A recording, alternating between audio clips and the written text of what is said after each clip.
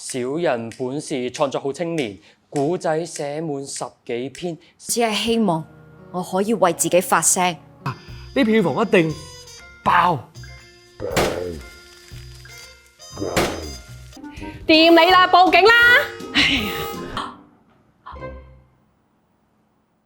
你 freelancer 嚟嘅啫嗬？咁嘅態度襟唔襟撈？睇你走得去邊？你大聲嗌都冇用噶啦！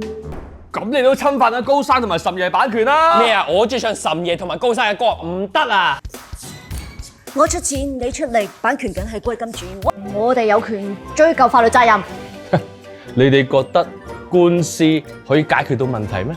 拎出嚟咁樣用，哇！唔緊要啦，係咪啊？你有簽合約㗎？吓，你冇簽合約㗎？佢覺得俾人冒犯同冇俾人尊重啊！版權歸邊個？點樣用？點分錢？白紙黑字講清楚，講清楚。